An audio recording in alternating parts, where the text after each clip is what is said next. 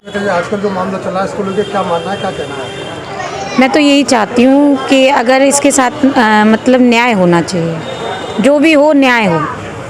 क्या घटनाक्रम है? घटनाक्रम ये है कि इसको प्रताड़ित किया गया था 2.5 साल तक, मतलब शोषण किया गया था इस लड़की का।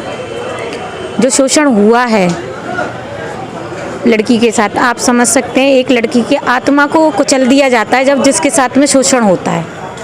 मतलब वो मरे के समान ही समझ लो, जिंदा है लेकिन लाश है वो। कौन लोग हैं शोषण करने वाले? जैसे कि संज्ञान में आया है, एक तो देवेंद्र शुक्ला है और नागेंद्र काशने, जो कि हमारे यहाँ के बहुत बड़े कथावाचक भी कहा जाता है उन्हें। प्रशासन से आप क्या मांग करते हैं? प्रशासन से मैं यही मांग करती हूँ कि इसकी सही से जांच की जाए। जो है, जो चल रहा है उस पे ना ध्यान देकर अपनी जांच पर, और जो कार्रवाई चल रही है उसको एक सही हाथों में सौंप दिया जाए। हमें वृंदावन से हम संतुष्ट नहीं हैं। क्या नाम है आपका और जो मामला चल रहा है इस समय काश्मीर नागेंद्र महाराज का, उसको लेकर क्या? मेरा नाम एडवोकेट दीपा चतुर्वेदी है और मैं न्यायिक मानव अधिकार में महिला प्रकोष्ठ की आगरा मंडल अध्यक्ष हूँ। ये जो मामला है, ये पहले किसी लड़की, वो एक छात्रा थी, वो लड़की जो कि यहाँ के पढ़ने के लिए आई हुई थी।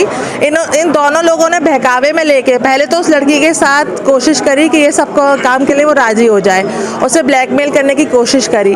अब उस पीड़िता के साथ जब ये सारी चीज़ें होने लग गई, जब उसने अपनी आवाज़ उठानी चाहिए, तो इन लोगों ने उसे आवाज़ दबाने के लिए झूठी एक FIR दर्ज करी है उसके खिलाफ में, उस लड़की के खिलाफ में, जिससे कि उसे कोई समर्थन ना मिले समाज के द्वारा और जिससे वो अपनी बात ना कह सके, अत्याचार सहन करती रही है महिला।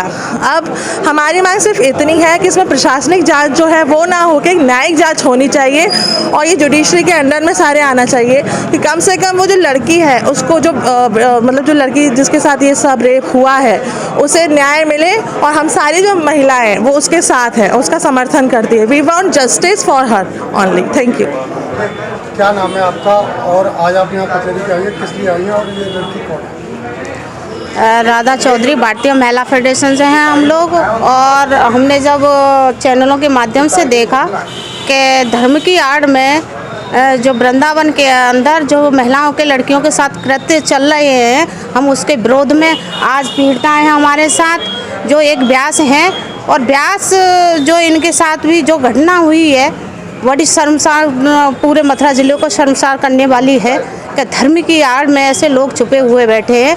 हर धर्म की आड़ में हर व्यक्ति तो नहीं कर रहा, लेकिन कुछ व्यक्ति धर्म को भी बदनाम करने के लिए और व्यास और बाबाओं को बदनाम करने के लिए मथुरा वृंदावन की छवि डाउन के पूरे विश्व लेवल पर मथुरा वृंदावन एक तीर्थ स्थल के नाम से जाना जाता है।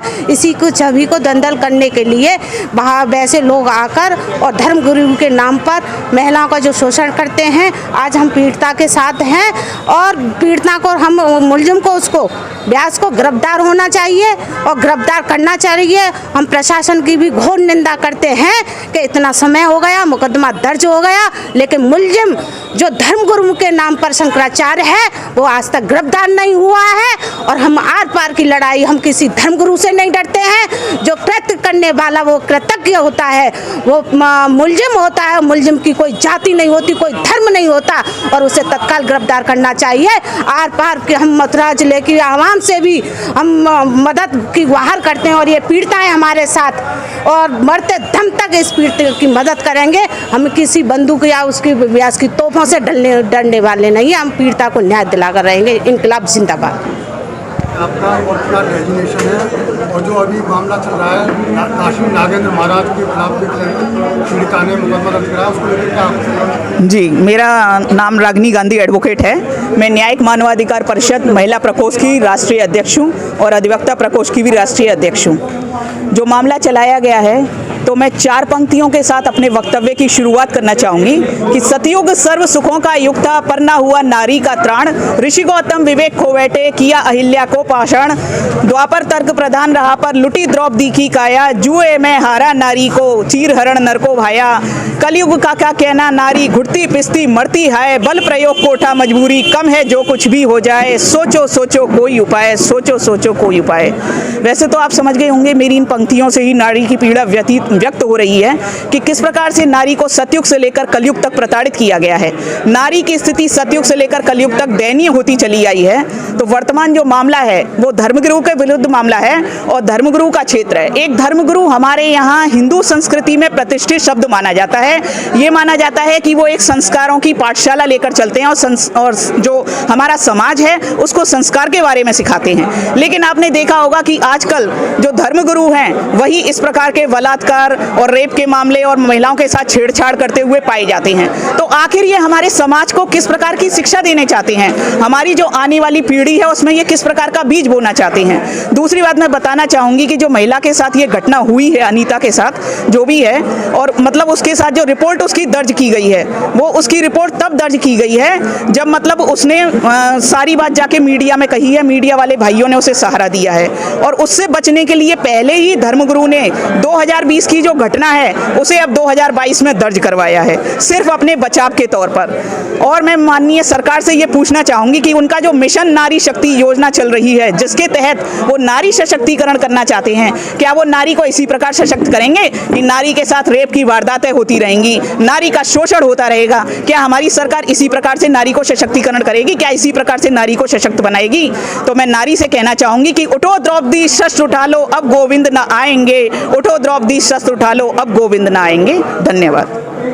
क्या नाम है आपका और जो घटनाक्रम आज चल रहा है इस समय उसको लेकर क्या कहना है, क्या मानना? मेरा नाम एडवोकेट जयश्री श्रीवास्तव है और मैं आप मीडिया के माध्यम से प्रशासन से ये मांग करती हूँ कि जो 2 FIR हुई हैं, एक देवेंद्र शुक्ला द्वारा कराया गया है पीड़िता के विरुद्ध जिसमें घटना दिखाई गई है 2020 की, और एक पीड़िता के द्वारा 376 का मुकदमा जो लिखवाया गया है उसमें लगातार देवेंद्र शुक्ला भागवताचार्य नागेंद्र महाराज जी के विरुद्ध उसका शारीरिक और मानसिक शोषण बलात्कार से संबंधित घटनाओं का खुलासा किया गया है। मैं प्रशासन से मांग करती हूं कि इन दोनों FIRों की विवेचना बिल्कुल निष्पक्ष तरीके से कराई जाए और सर्वप्रथम थाना वृंदावन से इस मुकदमे को हटाकर और मथुरा के किसी विशेष थाने पर जहां पे बिल्कुल निष्पक्ष इसकी जांच हो सके वहां पर इस मुकदमे को ट्रांसफ़र किया जाए और वहां से इसकी विवेचना कराई जाए। और इसमें जो भी ये बातें लिखी गई हैं रेप केस के लिए कि ऐसे ऐसे हमारा बलात्कार होता आया है और हमने जब मना किया तो इन लोगों ने हमारे खिलाफ मुकदमा लिखवा दिया, ये स्पष्ट इससे प्रतीत होता है कि महिला को दबाने के लिए और ये मुकदमा लिखाया गया। अगर घटना 2020 में देवेंद्र शुक्ला के साथ की गई थी तो उन्होंने तत्काल मुकदमा महिला के विरुद्ध क्यों नहीं पंजीकृत कराया, क्या कारण था? और अब जब महिला ने स्पष्ट मना कर दिया, उसका इतना शोषण हो चुका था, जब उसने इनकार कर दिया कि मैं आप लोगों की कोई बात नहीं मानूंगी, तो उसको दबाने के लिए मुकदमा दर्ज कराया गया है। लेकिन फिर भी हम लोग को प्रशासन पे पूर्ण विश्वास है और हम प्रशासन पे पूर्ण भरोसा करते रहे हैं और करते रहेंगे।